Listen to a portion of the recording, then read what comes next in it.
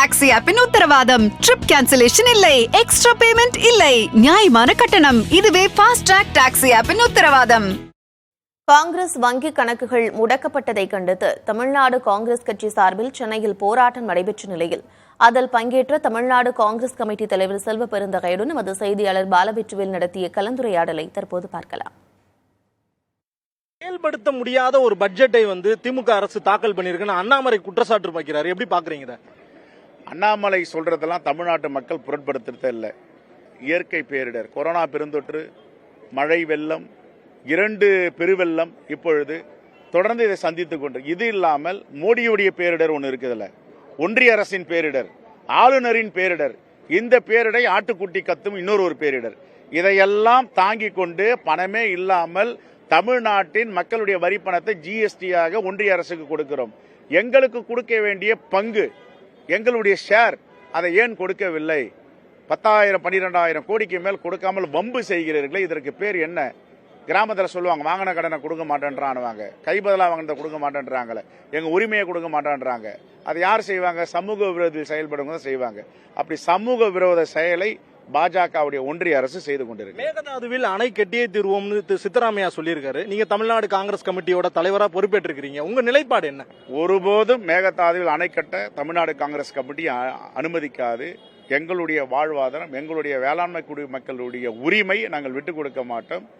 கர்நாடகாவில் அவர்கள் அரசியல் செய்கிறார்கள். உச்சநீதிமன்றத்தில் தெளிவாக இருக்கிறது, தமிழ்நாடு மக்களின், தமிழ்நாட்டு அரசின் அனுமதி இல்லாமல் ஒருபோதும் அங்கு அணை கட்டக்கூடாது என்று. இதை மீறி அவர்கள் கட்டுகிறார்கள் என்றால் உச்சநீதிமன்ற ஆணையை மீறுகிறார்கள் என்ற அர்த்தம். ஏற்கனவே சொல்லி இருக்கிறோம். இதை யார் செய்யணும்? இப்போ தீர்ப்பாயத்துக்கு போயிடுச்சு, வாரியம் அமைச்சிட்டாங்க. வாரியம் அமைச்ச ஒன்றிய அரசு கையில் இருக்கு.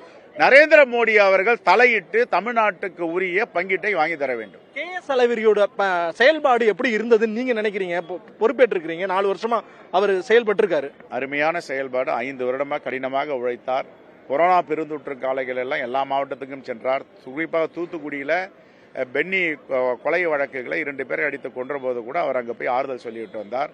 சிறந்த பணியை செய்திருக்கிறார். மனப்பூர்வமான அவருக்கு வாழ்த்துக்களை நாங்கள் செய்ய கடமைப்பட்டோம். காங்கிரஸ்ல தான் இருக்கிறாங்களா? அவங்க மறுப்பு தெரிவிக்கிறாங்க. நீங்க எதுவும் முயற்சி பண்றீங்களா? அவங்க ஒரு வழக்கறிஞர், உச்சநீதிமன்றத்தில் பல வழக்குகள் நடத்தி கொண்டிருப்பவர்.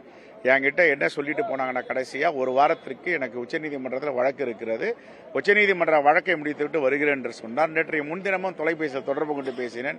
இப்படியெல்லாம் பத்திரிகையில் செய்தி வருகிறது என்று, அதையெல்லாம் நீங்கள் பொருட்படுத்த வேண்டாம் என்று சொன்னார். காங்கிரஸ் 3 முறை சட்டமன்ற உறுப்பினராக இருக்கிறது. எல்லோரையும் விட காங்கிரஸை நேசிக்கின்றவர் விஜயதரணி. குறிப்பாக அன்னை சோனியா காந்தி மீது பற்றுள்ளவர். இவர்கள் நினைக்கும்படி பிள்ளை பிடிக்கும் வேலையை பாஜக செய்தால் அது விஜயதரணி பலிக்காது என்று முழுமையாக நம்புகிறேன். உங்களுடைய கலந்துரையாடலுக்கு மிக்க நன்றி. புதிய தலைமுறைக்காக ஒளிப்பதிவாளர் சிவராஜுடன் செய்தியாளர் பாலவெற்றிவேல். ஃபாஸ்ட் ட்ராக் டாக்ஸி ஆப்பின் உத்தரவாதம். ட்ரிப் கேன்சலேஷன் இல்லை, எக்ஸ்ட்ரா பேமெண்ட் இல்லை, நியாயமான கட்டணம். இதுவே ஃபாஸ்ட் ட்ராக் டாக்ஸி ஆப்பின் உத்தரவாதம்.